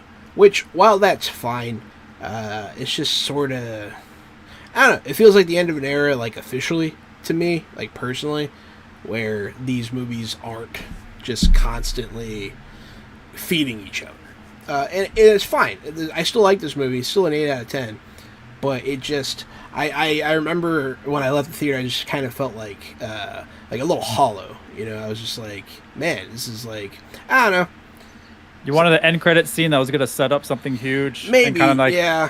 Kind of like Thor did in Doctor Strange, but we're never going to really see how those come out on a standalone movie. It kind of felt like someone pushed my inner child in front of a bus, Like, it was just like there's no point in hope anymore, Jahan. It's just all over. I don't know. It felt like an ending. I have problems with endings. So that's all I In a say. dream world, I would like James Gunn to direct another one and have Venom join the team. Not that I'm a fan of Tom Hardy's Agent Venom Venom at all, but I love Venom, and I loved when Venom was part of the Guardians in the comic books. I think he's a great fit for the team because Venom's an alien, and he's sort of an anti-hero. I think he fills the Drax spot in an interesting way. And even though I'm not a fan of Tom Hardy's Venom, I think that James Gunn could make it interesting enough, even if it's just the CG version of the symbiote mostly and not a lot of Tom Hardy. But, that's just a pipe dream. That's just something I wanted to bring up is, we talked about, do we want to see this team more in the future? No, but I'd like to see Venom on it, but not necessarily Tom Hardy's Venom. You have a better chance of seeing a DC and Marvel combined movie than to see Venom pop up in a Guardians movie, I feel like that's not impossible, but I feel like Sony would not say okay to that. So the whole thing, so if I believe that the Venom that I'm familiar with being on the Guardians was Agent Venom, and Agent Venom is Flash Thompson. So that means that the MCU's Agent Venom will be played by Tony Rivoli. So I'm all for it. I'm all for it, man. And he was in Willow. Yeah. Interesting. Yeah, he was Grand Budapest Hotel, yeah. Yeah. It's not a no from me. It's an interesting. Yeah, I'm just saying, man, like they could do something in theory, because technically it's not Venom. It's Agent Venom. I don't know how legal stuff works, but, I'm really curious what they're going to do with Spider-Man, because that's one of my favorite franchises. And I'm really curious if they're going to introduce a new Norman, a new Connors. What are they going to do with all that? Because when y'all saw and talked to William Fichtner, I really wanted to bring up the point to him. I was like, hey, do you ever think about playing Dr. Kurt Connors in the MCU? I think he'd be perfect for that role. And that's like, or Norman Osborn. I could see him playing either or. But I'm always curious if they're going to bring those types of characters into the Tom Holland world, or just have new, untouched villains that we haven't seen before. It's hard to have a long-lasting Spider-Man series without the influence of Norman Osborn. He really is an essential character to the Spider-Man storyline. That being said, they've introduced some new characters recently, like Mr. Negative, that I think would be fun on screen, definitely visually compelling. And we've got Kingpin in the world already because of the Daredevil series. Kingpin will be part of Spider-Man 4 for sure. I think it'd be fun to see a team up with Daredevil and Spider-Man against Automatic. Kingpin. Y'all are losing me here. This is where we're getting too much into the fan fiction and hypothesizing. I thought that's what we're talking about. And then finish off with the DCU with James Gunn. I thought we were going to cross over there too. And, we might as well just pull Joe Manganiello out of the Tobey Maguire Spider-Man universe, because he played Flash Thompson in the first Spider-Man movie, and bring him in here, and then he can play Agent Venom. Oh, he'd be a good Agent Venom. He would be a good Agent Venom. It would have been a great Kraven the Hunter. Good call, Drew. Yeah, Joe Mango Jelly, Agent Venom. He's going to be in the next Guardians. Drew said so. Put that on the prediction sheet, Drew. Who you got for Superman then? If we're doing predictions, who's y'all's Superman? I think it'll be an unknown. Yeah, I don't think it's going to be somebody pre-established. That's what I was going to say. I not only do I think it should be an unknown. Like, I want it to be somebody I'm unaware of. Yeah, it should make someone's career. I agree with that. But also, I don't know if it should be an unknown, maybe a relative unknown. Someone who's had a big role at like an indie festival or something before. Someone who's tested but not tried and tested. I mean, I feel like Henry Cavill was the right level. Don't know a lot of young actors. When he... Yeah, exactly. Yeah. I mean, he had a couple roles before that, but he was not a huge star, to my knowledge. He wasn't really on my radar when he became Superman, so I would... Was Will Poulter? A little bit. A little bit, but... He's not that big of a star. He's kind of unknown. Well, he's an MCU star now, so I don't know. I would say, like... I just think his face is wrong, honestly. Well, he does have an interesting face, but if you get him, like, the proper haircut... Superman's all chin, dog, and you can't grow a chin. He's all forehead. He's all forehead. Will Poulter doesn't have enough chin to be Superman, in my opinion. That's true. I did know a guy who didn't have a chin, and he never ended up growing a chin either. You're right about that. You can't grow a chin, no matter how hard you try. Now, this guy was all neck, man. He was really interesting looking. How about Will Poulter as Batman? I don't want to see new Batman. To Sean's point, I'm so tired of new Batmans. Maybe not Will Poulter as Superman, but maybe. But who else has Jimmy Bang Bangs used that he might recycle and reuse as Superman? John Cena! Sean Gunn.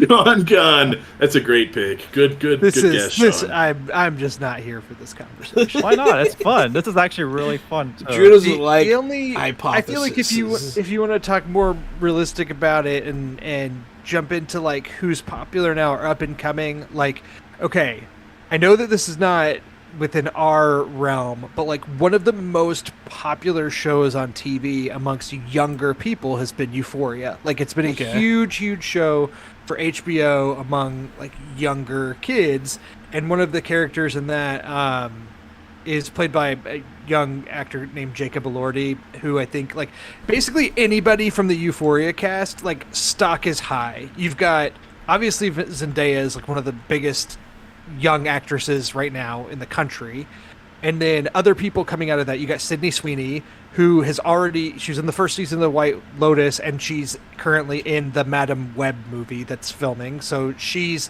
coming out of Euphoria and already making the jump to that. Your Jacob dude looks like Bruce Wayne. So right, he does look like Bruce Wayne. I just found. I'm looking at his pictures right now with those eyebrows and everything, and like. But Homeboy's also 6'5". Bro. This dude's massive. Talk about a Superman frame. Bro, no, Bruce Wayne. If you put his face, Jacob Elordi's face, next to cartoon Superman, it's a lot closer than I'm comfortable. Yeah, when he smiles, there's a picture of him smiling. I see him like the Bruce Wayne with his tux on and trying to charm a girl. Yeah, Drew's got a point. The dude's got chin. But like, you've got Hunter Schafer, who's also in Euphoria, is currently in the new Hunger Games prequel that just had a trailer come out. So like Jacob Elordi right now, I know that's too big a franchise. If he's part of Hunger Games, he ain't going anywhere else. No, he's not in it. A different Hunter Schafer. She's in that, and so Jacob Elordi, the only thing I know of right now that he's working on, or that I've heard that's kind of high profile, is he's in Sofia Coppola's doing a Priscilla Presley movie, and he plays Elvis Presley in the movie. So, he's doing that, but he hasn't attached himself to any big franchise like some of the other stars of 6'5" Elvis Presley. give him a Superman role. Pretty big one. He's got the look. That's if he's doing it, he could do Agent Elvis, like that Netflix cartoon. Please don't. Live action Agent Elvis. Yeah. Why can't we get a live action Archer? Oh, Jacob Elordi does kind of look like Archer. I think we can wrap up the superhero conversation now, or else we're just going to go for another hour about meaningless speculation. I'll meet you guys in the Discord later. I will do a quick roundabout of if there's anything else that you all have been watching or enjoying really quick. But please, I'm ready to go to bed. Crazy. So let's. This is crazy, Drew. We have the same movie on our list.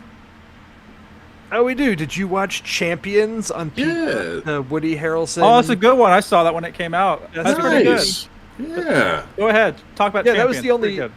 the only movie that I had listed on here. I did watch this on Peacock. Yeah, I thought it was fine. I thought, I mean, yeah, that's it. I don't really even have that much to say about it. I thought it was fine. What'd you think of it, Gary? So, I mean, we got to tell people what it is first, right? So, Woody Harrelson is a basketball coach who's like Division J, so it's a feeder league for the NBA. He has had a bad reputation moving around from team to team. He always he's great for strategy, but not good with people. So he always pisses somebody off and gets fired, and he's had a long career of this. The film starts with him getting kicked off a team, getting into a drunk driving crash, and getting sentenced to 90 days of community service to coach a special needs adult basketball team. The entire movie is really heartfelt. It's really sweet. It's fun. It made me laugh. It's not great. Champions is not a great movie by any stretch of the imagination, but the team is called The Friends. And the whole thing is a Woody Harrelson character journey to learn to care about people. And so with all the special needs adult actors, it was just a lot of fun. It really heartfelt and a great time. I recommend Champions. I thought it's a great feel-good movie. Also, Dee from Always Sunny is the romantic interest of this movie. And Caitlin Olsen, I think is her name. Caitlin Olsen's chemistry with Woody Harrelson is great. The two of them together on screen are so watchable and so fun. They pick at each other in great ways. I'd love to see the two of them partner in another project in the future. But It's kind of weird if you're used to seeing her as Dee. Like, it's kind of weird to separate that and see her as like a romantic lead in a movie. But I agree with you. They had good chemistry. I think she's funny. She's in Hacks, which is a show I've praised a lot on this show too, and I think she's really great in that. But she's playing way more. She also plays Dee in Hacks, and I like Hacks, but she's like the adult daughter who's just loosey-goosey and drunk all the time and probably on pills, and she's kind of a fuck-up. But yeah, she's actually a functioning human being in Champions, which is nice to see. Exactly what I was going to say. I was going to say she's a real human being in this movie. Yeah. And yeah, I think you've hit the nail on the head. It's very the movie's very tasteful. It's very very sweet. It's not like, I think when you hear this premise, people allude to like the Johnny Knoxville one. What's that terrible one called? I can't even think of what it's called. I know what you're talking about, though. Yeah. I know The what you're talking Ringer. about. The Ringer. And this is like obviously very far from that. This is very tasteful and everything. But that being said, I just felt like you could kind of see the budget with this one. Like, it seemed like it was kind of low budget. Like some of the dialogue from Woody and isn't like the best. But that being said, like, Woody Harrelson does a great performance. It's fun seeing him as a basketball coach. He obviously has a history of being in basketball movie. You know, he's done White that Man before. Can't Jump. Yeah, and I love White Man Can't Jump, and he's great in it. So it's kind of fun seeing him now come full circle and playing a coach. So it's like you said, Gary. Like, I didn't think it was great, but it's very sweet. It's like a good family movie. It's a feel-good movie. It's a good watch. It has a good cast, and have good chemistry in there. I give it a thumbs up. If I have to pick between a thumbs up and a thumbs down, I would give it a thumbs up. I liked it, and it's not about to win any awards. Right. That was it. I did. We talked about it a little bit last week, and I see you have it on your list here of Jury Duty, which I did watch. I've watched the first 3 episodes so far, and I'm thoroughly enjoying it. This is the show on, it's on actually Amazon Freevee is what it's Which on. I didn't even know Prime Video app. Freevee was a thing. When you guys were saying Freevee, I thought you were just messing with me. I didn't realize that those words actually meant something, that was a brand. Yeah, no, this is a Freevee original, and it's basically like a candid camera type of show with one person, a real person, and he's brought on a jury as part of his jury duty. And what he doesn't know is that everybody around him is an actor playing a part, and there's some pretty hilarious characters. And Gary, I think you mentioned this last week, and you're totally right. It's like right as they start to get beyond reasonable, like the characters start to get really crazy, they pull it back and get just normal enough that you can believe it's a real situation before kind of going off the rails again. Is this the one with James Marsden's in it? Is it change every week? Is it change every episode, or is he the whole? It's a whole. Oh, he's in it. He's the whole thing. Yeah. So the whole thing. Is it one case? It's one case, yes. Okay. And they bring them in and they sequester them. So they take everybody's phones away and put them up in hotels. And so that's how the guy doesn't know he's on a show, is because everybody's, sequestered and nobody can reach the outside world. So that's kind of how they're playing him. Yeah, I saw him on what was it, like Kelly and whatever it is now, Mark, whatever. He showed up there and they're talking about it. It looks really funny. He plays up his movie star persona. Yes. I'm sorry, John. I want to give proper No, because I haven't seen it, but I've been watching the behind the scenes, like on TikTok, and like they've talked about doing it, and they were talking about how they had to do hours of actual court nonsense. So that's totally noteworthy. The behind the scenes. So Drew, you are a fan of reality shows. I hate reunion episodes, and I will usually skip the first 3/4 of the final episode, so I don't have to watch everybody sit around and talk about the whole series before I can find the winners. I hate that. I hate the way that reality shows function at the end. I love the way Jury Duty functions at the end. He wins on the second to last episode. They let him know what his prize is for being part of the gag the whole time.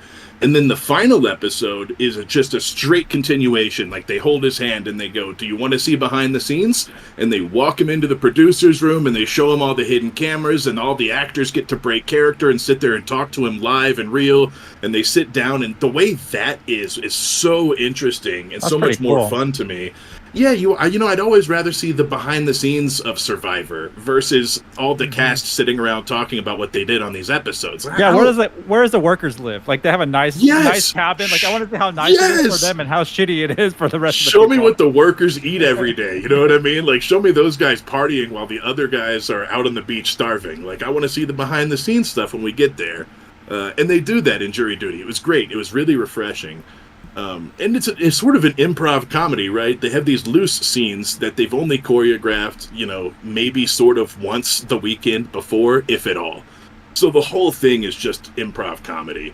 So for me, it's an absolute treat and an absolute joy and treasure to watch a new, fresh improv comedy show. And I would love so badly to be on the jury in the second season and be one of the actor comedians that is keeping it secret from the plant. I would love to be that guy. This show has inspired me to be that guy. Either way, you get a big fresh out the podcast from me. You get a big thumbs up. This show is hot, man. It's the first time I've really heard about Freevee, and it's because of Jury Duty. I went and I watched the whole thing. I binged it in 2 sittings. I recommend it to everybody. It's free, so you should go watch it. Jury Duty is free.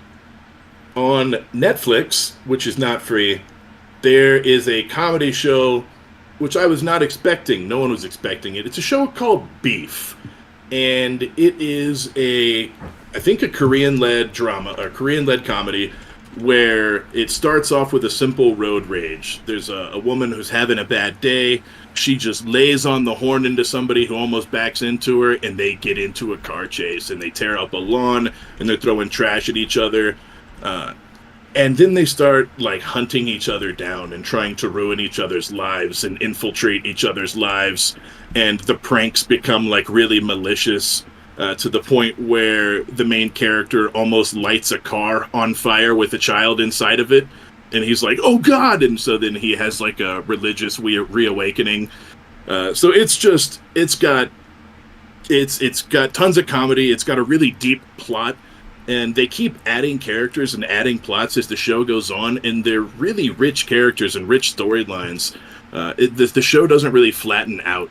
It continues to grow and get more interesting, and side characters become more important suddenly. I really recommend Beef on Netflix. It's a comedy, but it is sort of a twisted, dark comedy, and it's a good time. I really recommend it to Jahan. I think Jahan would love Beef. I think your whole family would like this show, Jahan. I've been wanting to watch it. I hear really good things about it, so it's on my Yeah, I radar. think if you're looking for a family show, next time you guys are sitting down eating dinner, I think you'll be hooked after the first and second episodes. I think you guys will definitely be in. And then the last show I have on my list. Sorry, guys, I watched a bunch this week. Actually, this one's for you, Sean. Bupkis. I was watching Bupkis. I was told myself I wasn't gonna watch it because it's Pete Davidson as Pete Davidson Oh, in boy. Pete Davidson, and I've already seen Pete Davidson as Pete Davidson in Pete Davidson like twice. I saw it in King of Staten Island, and I saw it in that rom-com that he was in that was the exact same as King of Staten Island. So now that I've seen Pete Davidson be Pete Davidson in Pete Davidson, I don't really want to see it again. But I watched it anyways, and instead it's just like dialed up to like 15. So it's like Pete Davidson in Pete Davidson as Pete Davidson doing unrealistic things because he got a big budget. There's a really stupid Fast and the Furious car chase. And earlier, Sean was like, I liked that one, and I just fell off the camera and died for a minute. I had to be resuscitated and brought back to life. That episode was the one for me where it was like, I can't watch this show. This show is awful. It's so bad. And that's exactly the point. All of a sudden, he's getting chased by paparazzi, and they're at a warehouse full of exotic cars, and him and all his boys jump into exotic cars and get into a car chase. And I was just like, nope. I'm out, Pete Davidson. I'm not in for this. So I say this show is not certified fresh out the box. I will not watch Bupkis again, and I give it a thumbs down. And I talked to my wife about it too, and she was like, no more Bupkis. Let's just not do that to ourselves. And I was like, thank God, I'm glad you agree. Let's move on. So that's it for me this week. I had a couple of yeses and I had a no. You can avoid Bupkis, but you can check out Champions because they're on the same platform. Check out Jury Duty because it's free, and watch Beef if you have Netflix. Yeah. Anything else for anybody? Jahan, do you have anything? I didn't really watch much or play much because I was out of town at the beach with my girlfriend and her family. Got to spend a lot of time with my niece, so it was a good Congratulations, man. Family time's important. I'm glad to hear that. weekend. Got to I play got a some movie for board y'all. games and yeah. There's a new movie coming out called Hypnotic, and it's directed and written by Robert Rodriguez, and it stars Ben Affleck, Alicia Braga, who we saw in Suicide Squad, and William Fichtner, and it's filmed in Austin. It takes place in Austin, and it was filmed in Austin, so it's pretty cool. But it's got some sci-fi mind-bending vibes to it, a little bit of Inception. It's pretty cool. But I do highly recommend it. It hits theaters this weekend, but it's called Hypnotic. That sounds cool. I'm a fan of Robert Rodriguez's work usually. Yeah, Ben Affleck, Alicia Braga, and I interviewed William Fichtner, who's been in everything you can think of, from Contact to Armageddon to Black Hawk Down. He voices the same character in 2 Grand Theft Auto movies. He's in the Ninja Turtles movie, Go, Drowning Mona. He was in Prison Break. I mean, this guy's in everything. So if you want to check out that interview, that's at nerd-tropolis.com. Nice. Awesome. I already looked at it. Yeah, thank you. Well, I mean, I think that's all we have for this week. Thank you for watching, and by watching, I mean listening, because you can't watch us. Hey, this is Guardians of the Galaxy. This is what, episode 86, Drew? 86. That's right. 86! Wow! Alright, thanks everyone for listening. I've been Johananon at RockFact on Twitter. It's me, Casualty CDG, and you can find me at Casualty CDG on social media stuff. If you like Jahan and I, then you can find more Jahan and I every Wednesday, Thursday, and Friday, but we're taking breaks on Wednesdays right now. Every Thursday and Friday at twitch.tv/Johananon. We're playing tabletop role-playing games, we're telling jokes, we're painting miniatures, making people laugh and cry and scream. We're always having a good time. It's an improv comedy-based show, so check us out. I love you. I am Drew Munhausen at Drew Munhausen on Twitter. Sean, Where can everybody find you? One more plug. Yeah, nerd-tropolis.com for all your movie news, reviews, interviews, and trailers.